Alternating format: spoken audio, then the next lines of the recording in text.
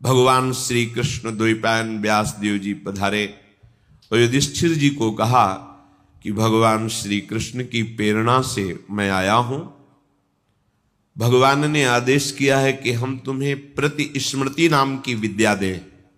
यह ऐसा मंत्र है, अगर इसका अनुष्ठान करोगे तो तुम जिस देवता को जहां जिस लोक को चाहोगे बैठे बैठे देख लोगे। तुम्हारे अंदर दिव्य दृष्टि आ जाएगी और मन की गति के समान तुम वहां पहुंच जाओगे जहां संकल्प करोगे। और ये विद्या तुम अर्जुन को दीजिए। अर्जुन दिव्यास्त्र प्राप्त करे जिससे इस पृथ्वी में जो असुर स्वभाव के जन हैं उनका उद्धार हो सके। भगवान व्यास देव जी के द्वारा दी हुई प्रतिस्मृति विद्या जब अर्जुन को प्रदान करी, अर्जुन समस्त ब्रह्म ऋषियों की वंदना करके देवराज इंद्र की प्रसन्नता से ही दिव्यास्त्र प्राप्त होंगे ऐसी भावना से इंद्रकील पर्वत पर पहुंचे।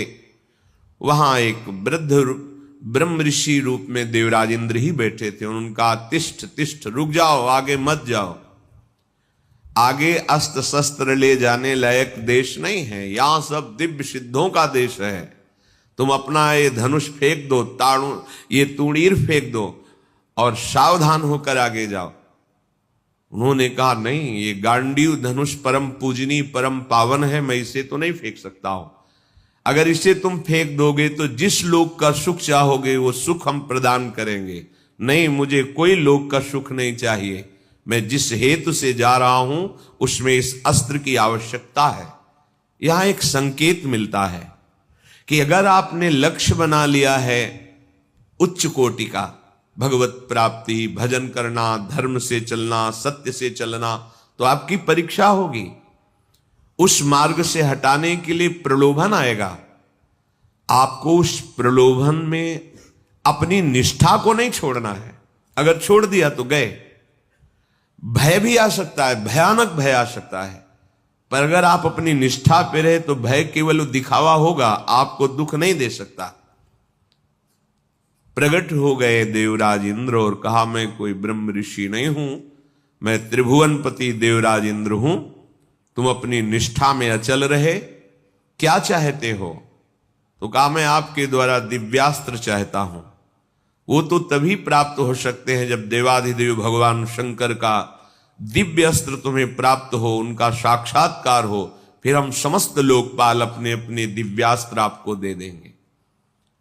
अर्जुन ऐसा सुन ही रहे थे कि देवराज अंतर्धान हो गए। अब विचार किया कि मुझे प्रथम महादेव जी की आराधना करनी चाहिए।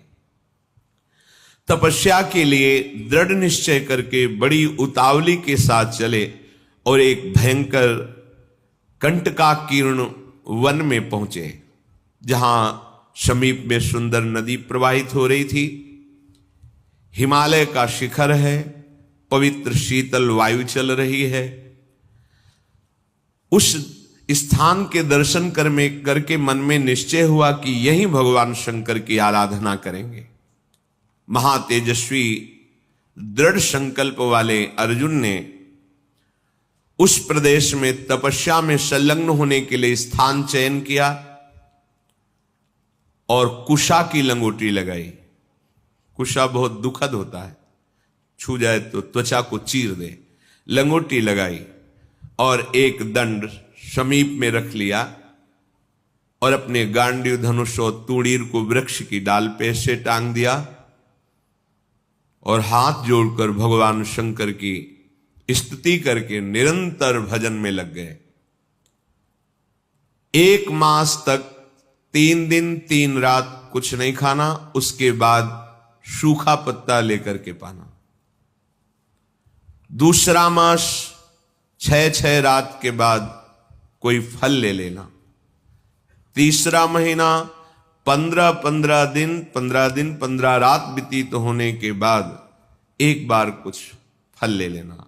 चौथे महीने में केवल जल पीकर रहना, फिर जल भी छोड़कर केवल वायु श्वास, बस निरंतर महादेव जी के चिंतन में निमग्न। दोनों भुजाएं उठाए हुए, कोई सहारा नहीं, पैर के अंगूठे के अग्रभाग पर खड़े होकर के भगवान शिव के मंत्र का जप करते हुए आकाश की तरफ दृष्टि रखे हुए एकाग्र चित्त से उपासना कर रहे हैं। तदनंतर अर्जुन की भयंकर तपस्या को देख करके वहां रहने वाले जितने ब्रह्म ऋषि थे सब भगवान पिनाक पाणी महादेव जी के समीप गए और महादेव जी को प्रणाम करके कहा, देवाधिदेव, अर्जुन आपके लिए महान तपस्या से युक्त होकर के उपासना कर रहे हैं। हिमालय के पृष्ठभाग में स्थित होकर ऐसी उग्र तपस्या कर रहे हैं कि यदि आपने उनको सांत्वना न दी जो वो चाहते हैं तो दिशाओं में आग पैदा हो जाएगी उनके तप से। हे देव देवेश्वर, हम लोग कुछ समझ नहीं पा रहे कि उनको कैसे शांत करें। वे अपनी तपस्या का संताप प्रकट कर रहे हैं। हम महर्षि जन चिंतित हैं कि यदि वो ऐसी तपस्या में रहे तो आग पैदा हो जाएगी। जैसे ध्रुव जी ने अपनी प्राणवायु बंद कर ली तो त्रिभुवन की प्राणवायु बंद हो गई, तत्काल भगवान को आना पड़ा। पवित्र चित्त वाले इन महर्षियों की जो सदा सबको सुख देने में तत्पर रहते हैं, उनकी बात सुनकर भगवान देवाधिदेव महादेव ने कहा, महर्षियों, मुझे पता है, तुम विषाद मत करो। अर्जुन की तपस्या किसी को कष्ट देने के लिए नहीं है। अर्जुन के मन में जो संकल्प है वो मैं जान रहा हूं। वो किसी लोकांतर के भोग की इच्छा से तपस्या नहीं कर रहे हैं। उन्हें जो पाना है वो मैं प्रदान करूंगा। तुम सब शांत चित्त होकर अपने अपने भजन में लगो जाकर। भगवान शंकर का ये वचन सुनकर जितने ब्रह्मर्षि आए हुए थे सब प्रणाम करके अपनी अपनी कुटिया को गए। उन महात्माओं के चले जाने के बाद सर्व पापहारी पिनाक पाणी देवाधिदेव भगवान शंकर किरात वेश धारण किया, दिव्य कांति, धनुष बाण धारण किए हुए, मृग चर्म धारण किए हुए, और भगवती उमा भी उसी भेष में साथ में, और साथ में उमा के साथ बहुत सी देवियां और महादेव जी के साथ उनके गण, पर सब किरात वेश में। जे ही भगवान शिव इस वेश में वन में प्रवेश किए तो सारा वन शांत हो गया। खग मृग पशु पंछी वायु जल सबका कोलाहल शांत हो गया, आवाज बंद। एक घुरघुराहट सुनाई दी उस अर्जुन को। तो आकाश दृष्टि करके मंत्र जप कर रहे थे, दृष्टि घुमाई तो देखा एक विशाल सुअर उनको मारने के लिए तीव्र गति से आ रहा है। तत्काल अर्जुन ने अपने गांडीव धनुष को उठाया और प्रत्यंचा चढ़ाकर टंकार की, जिसकी ध्वनि उस शांत वन में गूंज गई। अर्जुन ने कहा, ऐ शुकर, मैं तपस्या में लगा हूं, किसी को कष्ट नहीं दे रहा हूं, फिर भी मुझे मारना पड़ेगा, क्योंकि तो बिना अपराध के मुझे मारने के लिए आ रहा है। सुदृढ़ धनुष वाले अर्जुन को प्रहार के लिए उद्यत देखकर किरात रूपधारी भगवान शिव ने सहसा रोका, ऐ वीर, इस शूकर को मैंने पहले शिकार रूप में निश्चित कर लिया है, तुम अपना बाण मत चला देना। परंतु अर्जुन ने किरात के वचन की अवहेलना करके तत्काल भयंकर बाण के द्वारा उस शूकर को बेध दिया। जैसे अर्जुन का बाण वैसे ही किरात वेशधारी भगवान शिव का बाण भी उसी जगह लगा। दोनों के छोड़े हुए बाण से सुअर रूप त्याग करके मूक दानों विशाल पर्वत की तरह वो अपने असली स्वरूप में आकर प्राण त्याग कर गिर पड़ा। उसे अर्जुन को मारने के लिए भेजा गया था। जैसे बिजली की गड़गड़ाहट होती है, ऐसे आवाज करते हुए असुर अपने प्राणों को त्याग दिया। शत्रुनाशक अर्जुन उस तेजस्वी की रात को देखा जो कुछ दिव्य स्त्रियों से घिरे हुए थे, अर्जुन ने कहा, तुम कौन हो और यहां स्त्रियों के साथ क्यों घूम रहे हो? क्या आपको मालूम नहीं कि भयावह वन है? और क्या तुम्हें वन के सिद्धांत का भी ज्ञान नहीं है? जब मैंने लक्ष्य संधान कर दिया तो तुमने बाण क्यों मारा? ये मेरे पास आया था, मेरे को मारने के लिए आया था, मैंने इस पर बाण संधान किया, तो तुम मेरी वीरता का तिरस्कार करके इस पर बाण संधान क्यों किया? इसका उत्तर दो, नहीं तो मैं तुम्हें जीवित नहीं छोड़ूंगा। अर्जुन ने ऐसा किरात से कहा। ये मृगया का धर्म नहीं है जैसा आपने किया है। तुम पर्वत निवासी हो, उत्तर दो, नहीं तुम्हें जीवन से वंचित कर देता हूं अभी। अर्जुन के इस प्रकार कहने पर किरात भगवान जोर जोर से हंसने लगे और कहा, बहुत वीरतापूर्ण तुम वाणी भी बोलते हो और वीर भी हो, पर मुझे वन में इसलिए कोई भय नहीं लगता कि यही मेरा घर है। वनवासी हूं, किरात हूं, किंतु जब मैंने कह दिया था कि तुम बाण मत चलाना, ये मेरा लक्ष्य है, तो तुम्हारा साहस कैसे इतना हो गया कि मुझ वनवासी की आज्ञा का उल्लंघन करके तुमने बाण संधान कर दिया? तुमने दुष्कर कर्म किया, ये मुझे पसंद नहीं आया।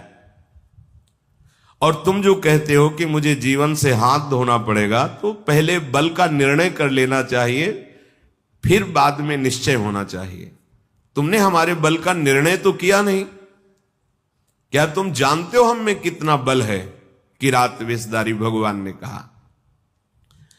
अर्जुन ने कहा, तुम्हारे जानने की हमें कोई आवश्यकता नहीं है, मुझे तुम जान लो।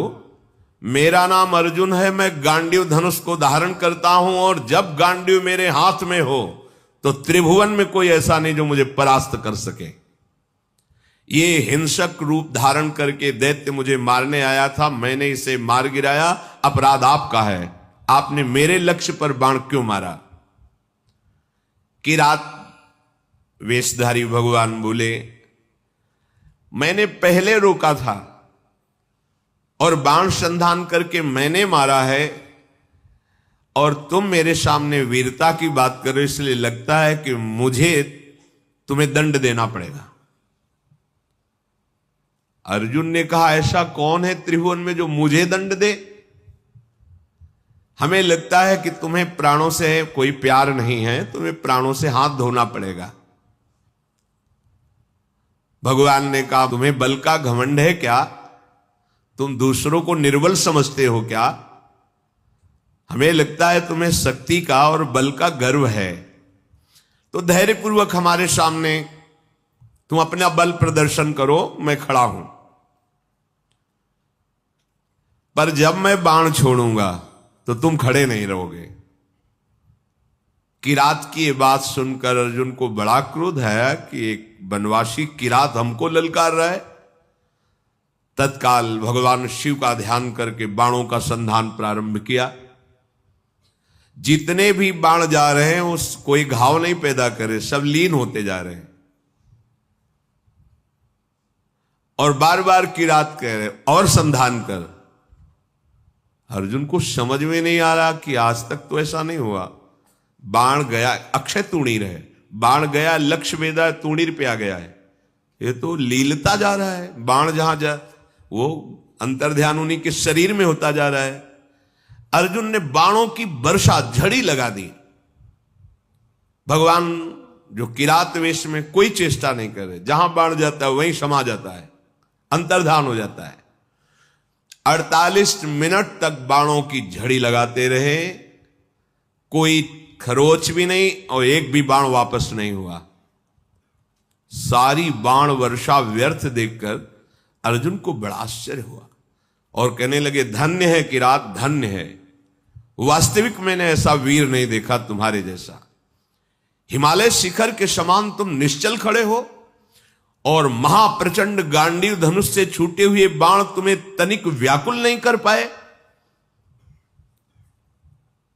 शास्त्रों बाण संधान किया पर तुम्हें खरोच नहीं हुई। एकमात्र मेरे आराध्य देव भगवान पिनाक पाणी शिव के सिवा कोई दूसरा ऐसा नहीं हो सकता कि जो हमारे गांडीव धनुष की चोट सह जाए बाणों की।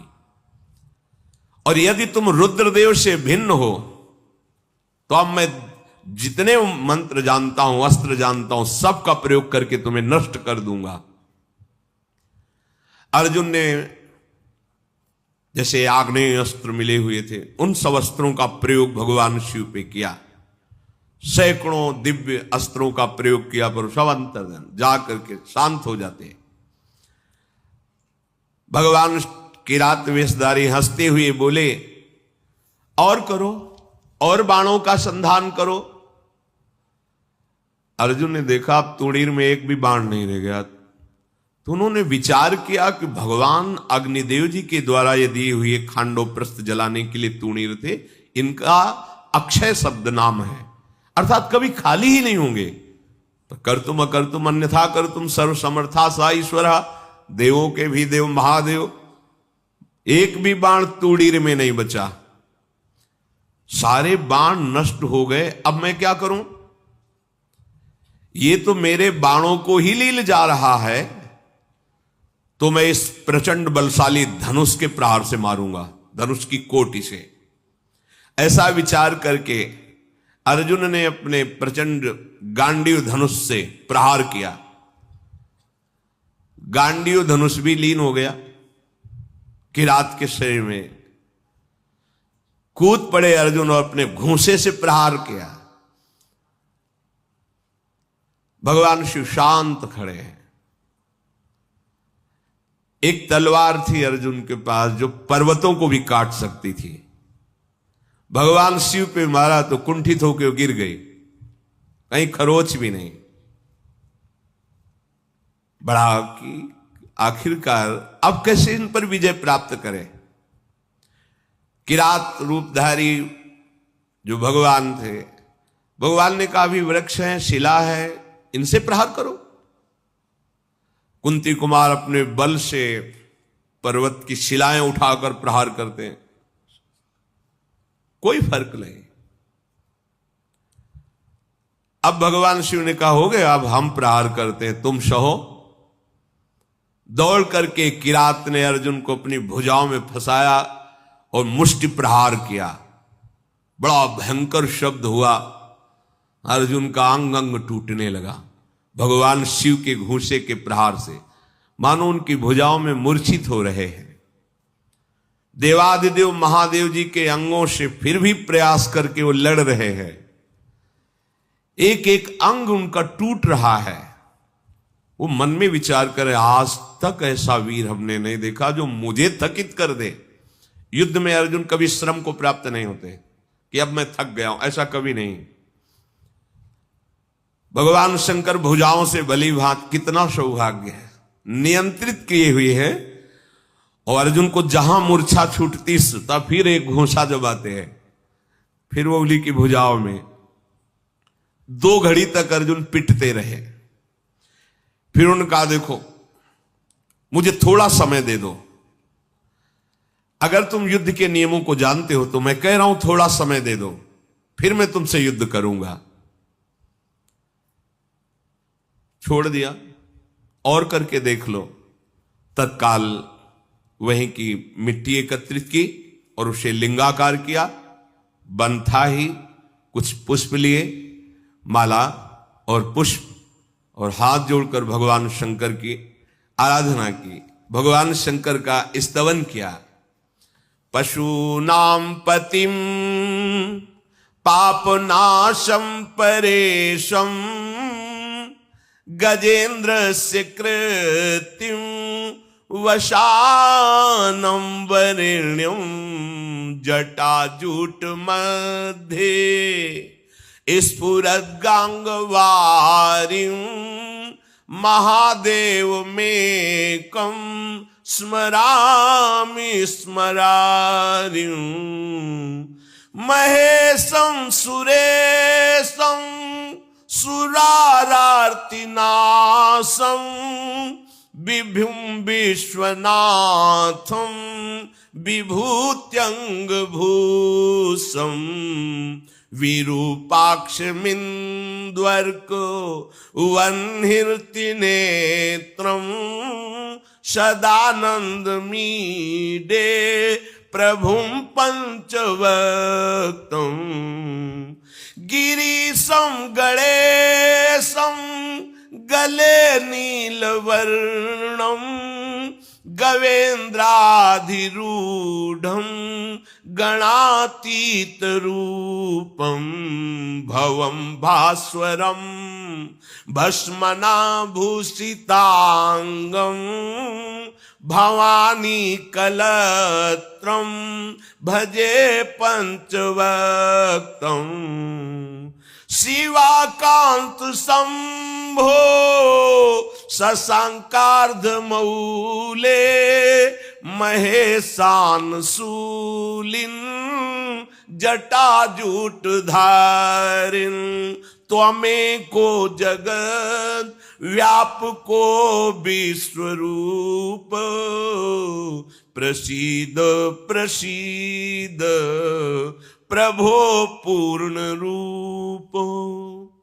भगवान शिव का स्तवन करके जे ही माला शिवलिंग पे डारी ते ही किरात पर वो माला पहुंची, मस्तक में किरात के। ओहो, ये देख करके अर्जुन आनंद से उल्लसित हो गए, साष्टांग चरणों में गिरे, बोले प्रभु यही मैं सोच रहा था कि ऐसा त्रिभुवन में कौन वीर है जिसकी भुजाओं में आकर मैं निकल ही नहीं पाया, जिनके प्रहार से मेरे अंग अंग शिथिल हो गए। किरात रूपधारी भगवान शिव के चरणों में अर्जुन पड़े हुए, भगवान शिव ने अपनी महान भुजाओं से उठाया। सर्व पापहारी भगवान भव अर्थात महादेव बहुत प्रसन्न हुए और गंभीर वाणी में कहा, अर्जुन कोई ऐसा है ही नहीं तुम्हारे जैसा वीर जो मेरी भुजाओं के प्रहार को सह सके। तुम्हारा पराक्रम, तुम्हारा शौर्य, तुम्हारा धैर्य अद्वितीय है, मैं बहुत प्रसन्न हुआ। मेरा स्पर्श सबको सहज में नहीं प्राप्त होता है, मेरा स्पर्श प्राप्त हो गया। अब तुम्हारा शरीर दिव्य है, अब तुम इसी शरीर से जिस लोक में चाहो जा सकते हो। तुम्हारा तेज कोई सह नहीं सकता है, आज से तुम्हारा पराक्रम अद्वितीय है। महाबाहो मेरी ओर देखो और प्रसन्न हो, देखो मैं तुम्हें दिव्य दृष्टि देता हूं, तुम मेरे स्वरूप को देखो। भगवान शिव ने जब ऐसा कहा तो अर्जुन के सामने अब किरात रूप नहीं, देवाधिदेव महादेव जो किरात वेश में स्त्री स्वरूप में साक्षात त्रिभुवन सुंदरी अंबा और उनकी दासियां और भगवान शिव के गण, बार बार अर्जुन जी ने पूरे शिव परिकर को प्रणाम किया और कहा, तुम युद्ध में अपने शत्रुओं पर जो विजय चाहते हो तो आज के बाद कोई देवता भी तुम्हें परास्त नहीं कर सकता, मनुष्यों की तो बात जाने दो। मैं तुम्हारे हृदय की बात जानता हूं, तुम मुझसे क्या चाहते हो। लो विश्व विनाशक पाशुपतास्त्र मैं तुम्हें प्रदान करता हूं। ये वो अस्त्र है जिसको कोई भी अस्त्र कुंठित नहीं कर सकता और एक क्षण में पूरे त्रिभुवन को भस्म करने की सामर्थ्य मेरे इस अस्त्र में है, पाशुपतास्त्र। तदनंतर शूलपाणी भगवान महादेव जी और भगवती पार्वती जी के दर्शन करके अर्जुन को बड़ा आनंद प्राप्त हुआ। साष्टांग पृथ्वी पर लेटकर प्रणाम किया। अर्जुन बोले, हे जटाजूटधारी सर्वदेवेश्वर देवाधिदेव महादेव, भग देवता के नेत्रों का विनाश करने वाले नीलकंठ, आपके मस्तक पर जगत पावन करने वाली गंगा जी विराजमान हैं। प्रभु समस्त कारणों के परम श्रेष्ठ कारण आप हैं। मैं बहुत लज्जित हो रहा हूं। अपने स्वामी से युद्ध किया, अपने आराध्य देव से युद्ध किया, आप पर बाण संधान किया, कटुवचन बोले, धनुष से प्रहार किया, और भी नाथ मेरे अपराध को क्षमा कीजिए। मैं बहुत अंदर लज्जा से युक्त हो गया हूं। मैं आपके ही दर्शन की इच्छा लेकर इस महान तप से युक्त हुआ था।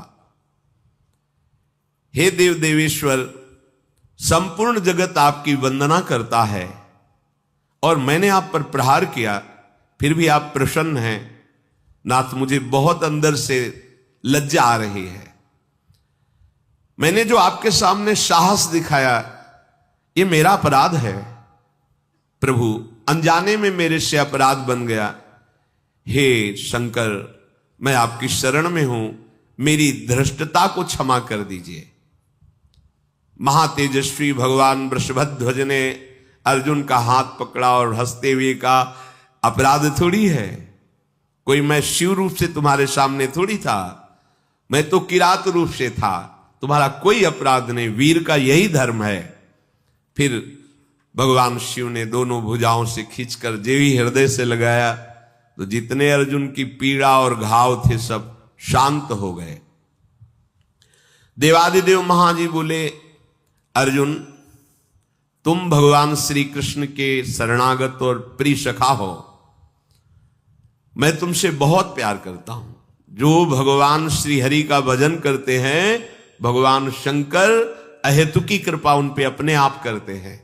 और जो भगवान शंकर की आराधना